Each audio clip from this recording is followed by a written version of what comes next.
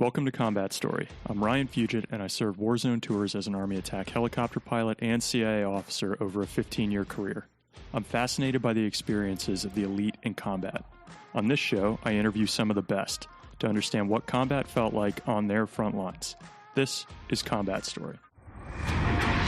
They were pinned down from a Dishka, and the Dishka was coming from the third story of a 7-story apartment building. And then we blew that third story out within maybe a minute and a half or 2 minutes of getting that 9-line. Hey everyone, Laszlo Montgomery again. This is the Chinese Sayings Podcast, and do I ever have a good one for you today?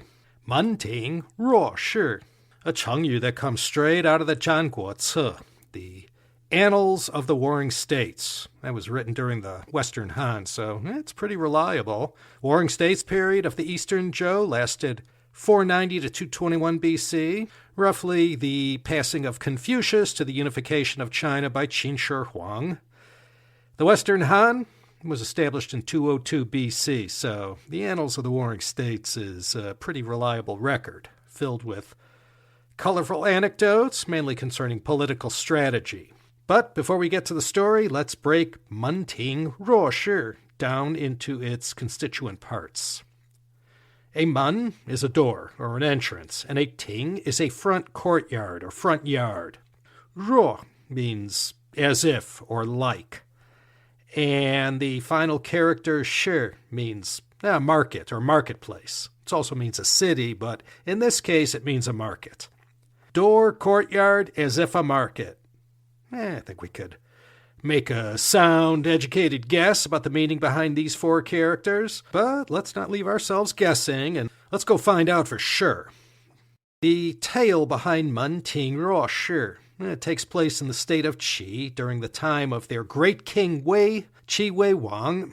He ruled from 356 to 320 BC and was the first ruler of this powerful state to call himself a king rather than a duke or some other title. Now, you all might recall Qi, located in Shandong province, was the last of the warring states to fall to Qin. King Wei of Qi, he reigned concurrently with Duke Xiao of Qin. And all fans of the Qin Empire miniseries, Da Qin Di Guo, you know Duke Xiao. He was the ruler who recruited Xiangyang to the Qin side. Anyway, the star of our tale, he was one heck of a shuai. The Zhanguo Ce, the Annals of the Warring States, refers to our hero as a mei nanzi, a beautiful man. Well, let's just say he was handsome, and his name was Zou Ji, and he came from Qi State. So one day, as Zou Ji was checking himself out in the mirror, liking what he saw, as always, he knew he turned heads around town, but he couldn't help obsessing about this one other good-looking guy named Mr. Xu Gong. Now, he himself had heard folks around town often remarking on Mr. Xu's dapper good looks. And as Zou Ji gazed at his reflection, he wondered, who was more attractive and handsome, himself or Mr. Xu? So he went back to his wife and he asked her, "Dear, who do you think is better looking, me or Mr. Xu?" His wife replied without hesitation, "Mr. Xu? Oh, he's nothing compared to you. Nobody in their right mind would ever choose Xu Gong over you." But his wife's endorsement wasn't enough for Zou Ji. So the next day he went to his concubine and asked the same question, to which she replied timidly, "Oh, how can Mr. Xu hope to compare with you? You're much better looking." Well, the next day, Zou Ji, he still had these nagging doubts. So he had a friend over for dinner, and over the meal, Zou Ji put the same question to his companion. Now his friend, who happened to need Zou Ji's help with something, well, he replied with a smile, "Ha, Lao Zou, you're a much more attractive man than Mr. Xu." Well, although his wife, concubine, and friend had all told him that he was far more handsome than Mr. Xu, Zou Ji didn't entirely believe them, and he remained suspicious of their remarks.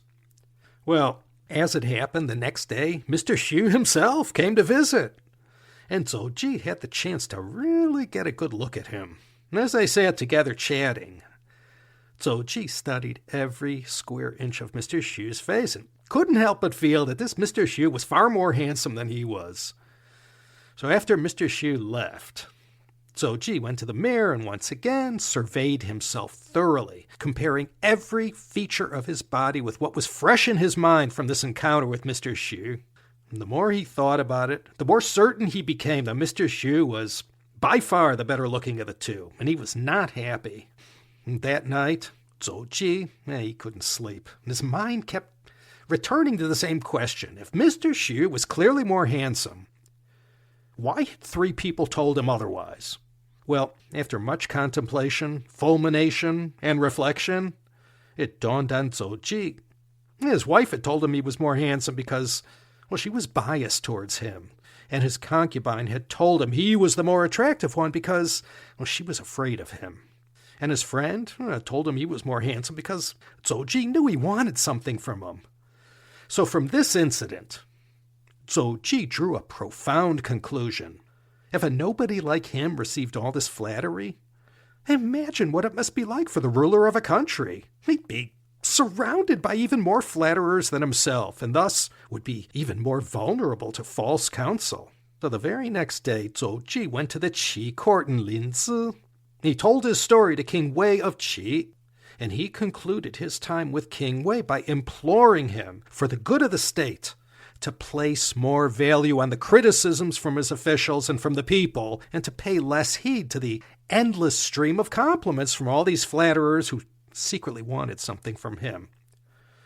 And King Wei, he saw the value of Zou Ji's words and promptly issued a decree saying, "From this day forth, he who dares to criticize my actions to my face will be rewarded highly.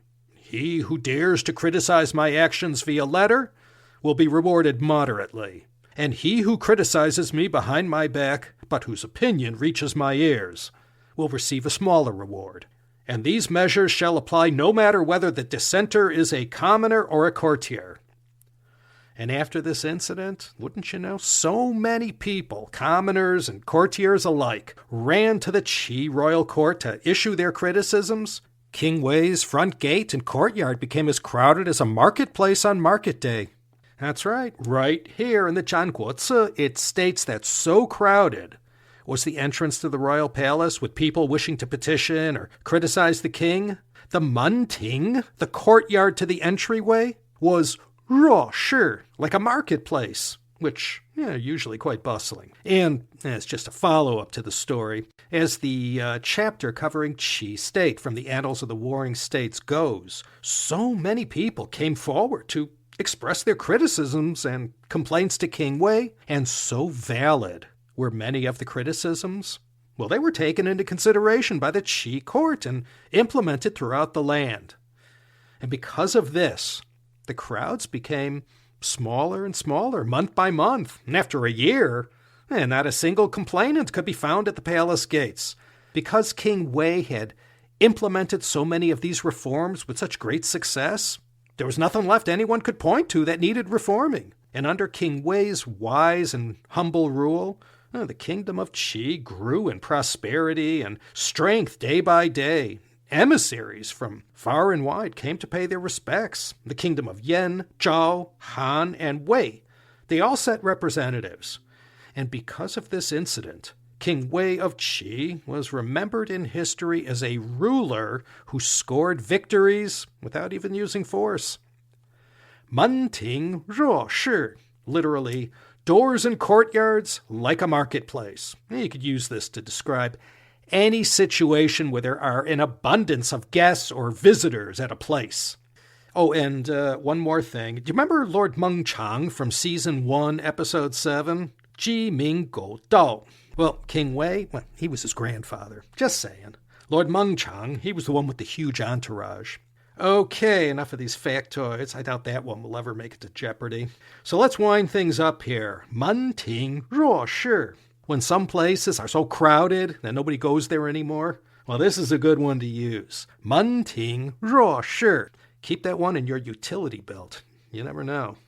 All right, thanks for listening, everyone. This is Laszlo Montgomery signing off from Los Angeles, California. Hey, come visit June, July 2026. We got the World Cup coming to our fair city. That's not a paid endorsement from FIFA. So take care, everyone, and I look forward to speaking with you again next time for another enlightening episode of the Chinese Sayings Podcast.